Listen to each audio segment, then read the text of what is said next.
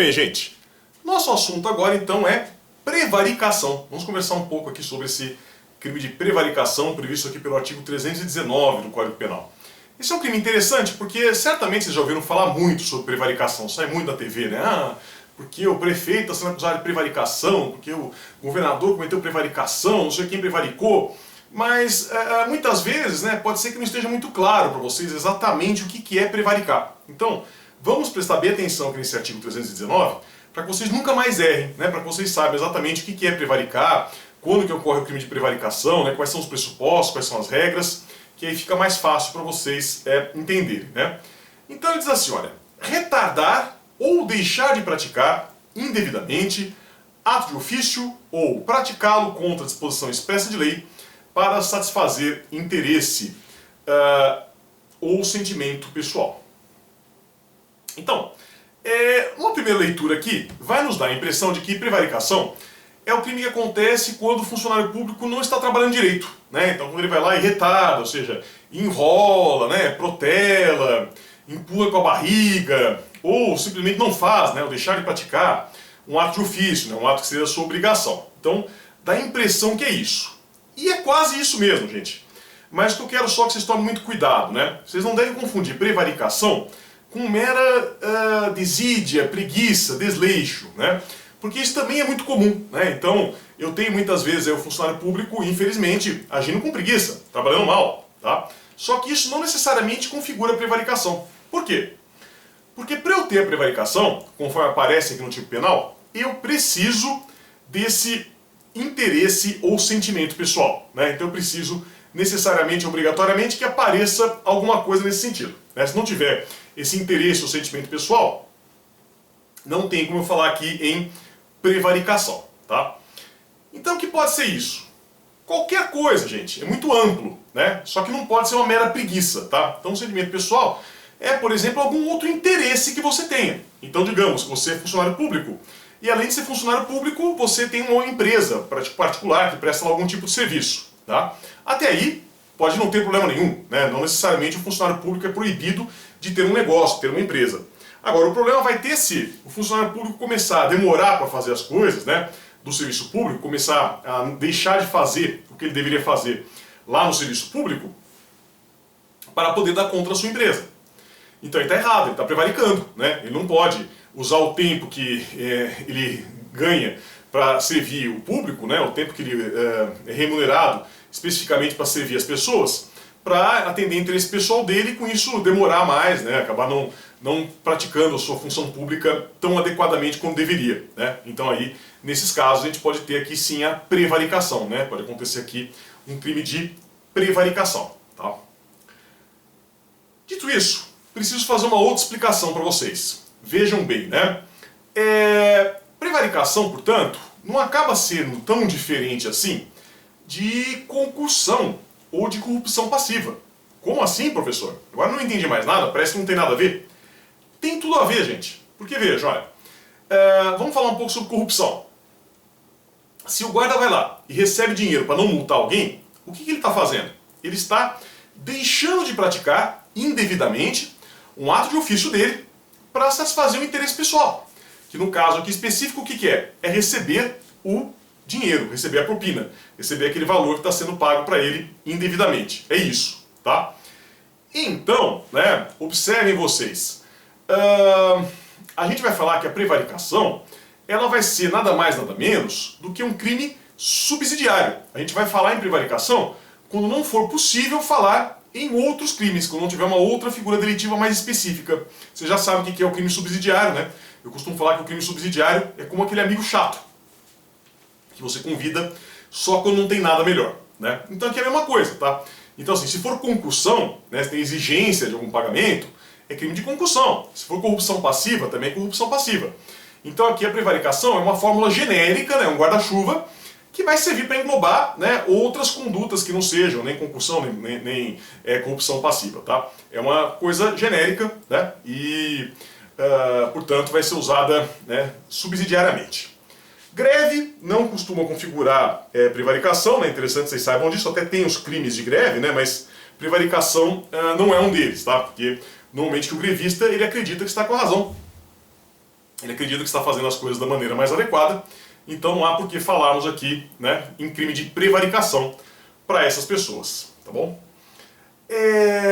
O que é interessante que vocês notem, gente, que eu coloquei até no material para vocês, né? Nós temos aí, como vocês perceberam, 3 verbos que aparecem, né? O verbo retardar, o verbo, a locução verbal deixar de praticar e o verbo praticar. Observe, né, que esse crime aqui de prevaricação, portanto, ele tem 3 modalidades, sendo que as 2 primeiras são omissivas, porque o retardar e o deixar de praticar é um não fazer, é um crime omissivo. Portanto, aqui omissivo próprio, tá? Porque o próprio tipo penal traz uma conduta omissiva. E o praticar é uma conduta comissiva. É uma situação em que eu estou fazendo algo, né, positivo. Então cuidado com isso, que isso vai fazer diferença depois lá na frente, na consumação, na tentativa, como você já está imaginando, tá? Então ser comissivo ou ser omissivo faz diferença, e note que esse crime ele é tanto omissivo quanto comissivo, depende da conduta, né, que está sendo realizada lá no caso concreto, tá?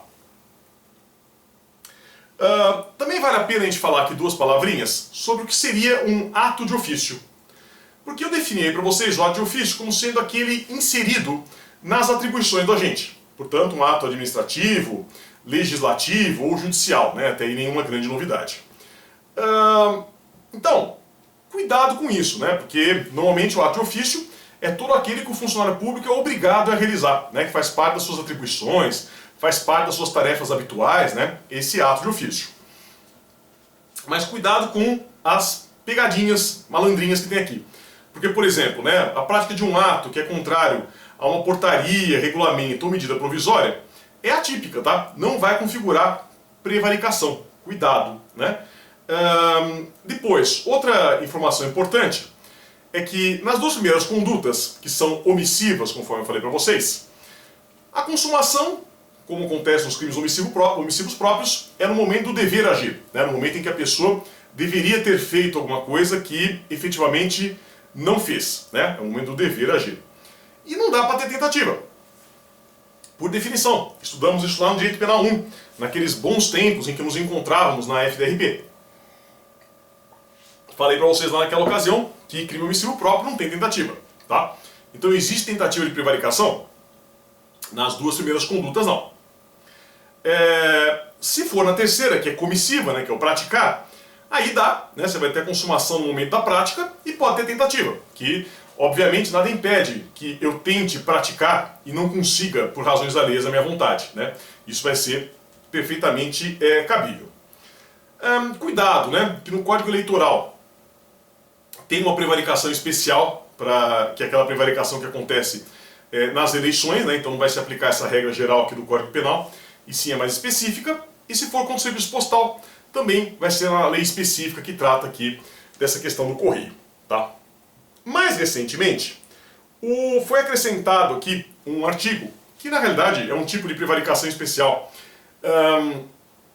que foi acrescentado aí por conta daquelas revoltas do PCC, né, aquelas rebeliões que tiveram nos presídios. Então é um tipo de prevaricação especial que vale a pena a gente mencionar, que é o artigo 319-A do Código Penal, que vai dizer assim: deixar o diretor da penitenciária e ou agente público de cumprir seu dever de vedar ao preso o acesso ao aparelho telefônico, de rádio ou similar, que permita a comunicação com outros presos ou com o ambiente externo.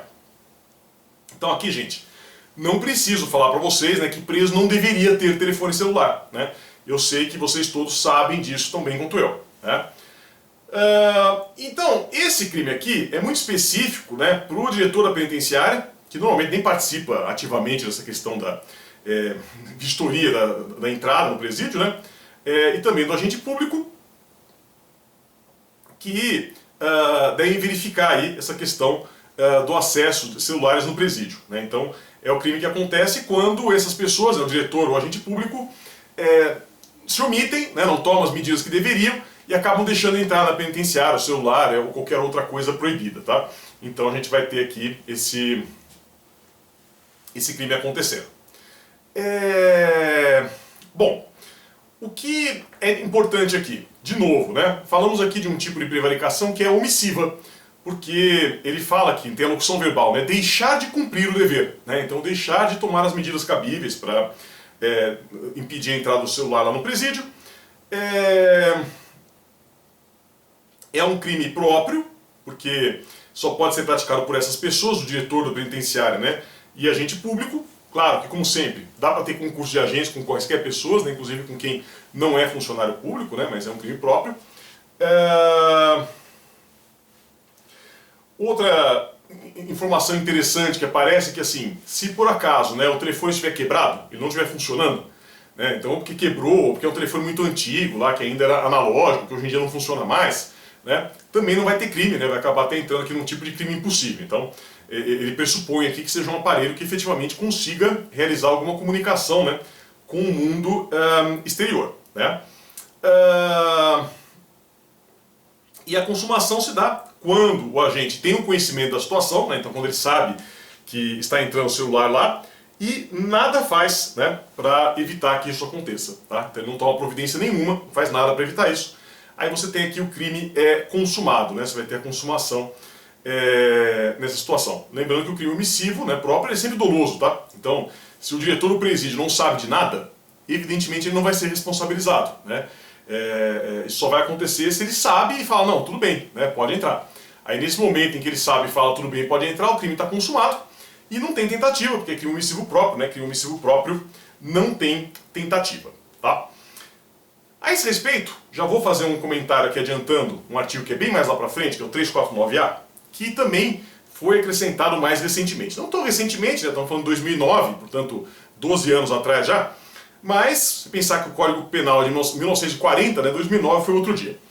Que essa lei 12.012 de 2009 trouxe esse novo crime, esse artigo 349A, que ele vai dizer assim, ó, ingressar, promover, intermediar, auxiliar ou facilitar a entrada de aparelho telefônico de comunicação móvel de rádio similar sem autorização em estabelecimento prisional.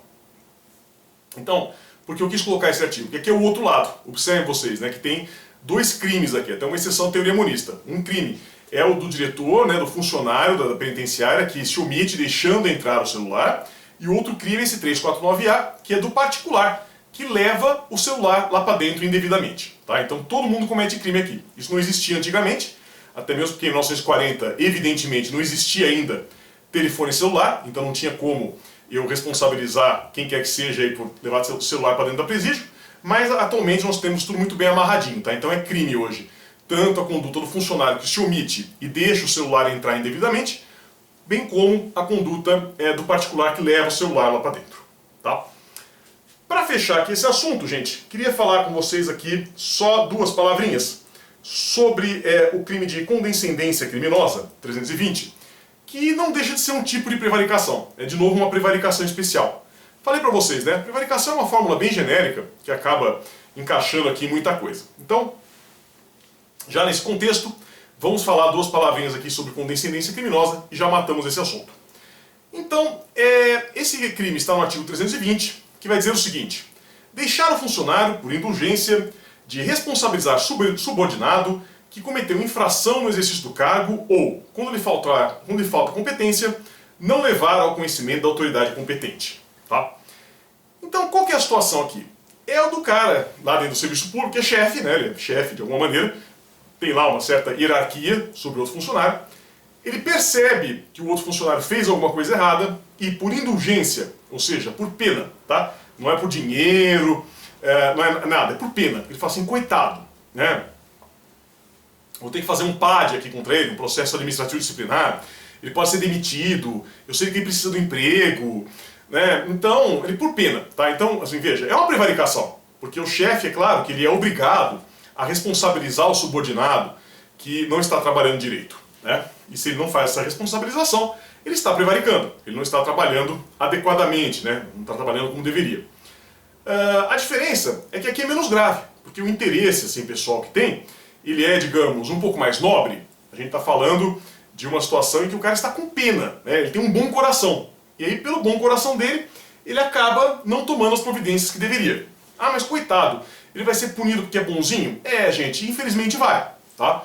Porque temos que lembrar, né, que a administração pública, ela é muito diferente de uma empresa privada. Então, na empresa privada, se eu quero contratar lá o meu cunhado incompetente para ficar lá o dia inteiro, né, coçando o joelho e fazendo nada, jogando paciência no computador, problema meu, porque a empresa é minha, o dinheiro que está lá é meu. Então quem está saindo perdendo sou eu.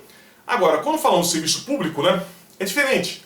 Porque aí a gente está falando de coisa pública. É o dinheiro de todos nós que está em jogo. Então, se o funcionário público não está trabalhando direito, ele deve ser responsabilizado. A gente não pode ser conivente com esse tipo de coisa, né? E é justamente isso que vai acabar acontecendo aqui, né? A gente vai ter essa figura aqui da condescendência criminosa, tá? A coisa errada que o subordinado faz, vejam vocês, pode ser tanto administrativa quanto criminal, tá? Então não precisa ser um caso assim que o chefe vê que o funcionário está cometendo lá um peculato, né, que é um crime, e deixa de tomar providências a respeito desse peculato. Não precisa ser isso. Pode ser uma mera infração administrativa. Então, que o cara está chegando atrasado, né, e não toma nenhuma providência, não faz nada. Já pode ser assim, né? Sujeito ativo, quem vai praticar esse crime, é sempre o superior, é sempre o chefe, tá? Pode ter concurso de agentes? Praticamente com qualquer pessoa, gente. De novo, né? É um crime funcional. O crime funcional, vocês sabem que ele normalmente admite concurso de agentes com quem não é funcionário público. Aqui tem só uma observação muito importante. Quem que nunca vai poder ser coautor ou partícipe desse crime? O próprio funcionário público, tá? Então cuidado com isso, né? O cara que está fazendo a coisa errada, se ele pedir para o chefe, né, não responsabilizá-lo, ele não é partícipe do crime, porque ele é parte interessada, tá? Mas qualquer outra pessoa do mundo pode participar desse crime na modalidade do concurso de agentes, tá? Não tem problema.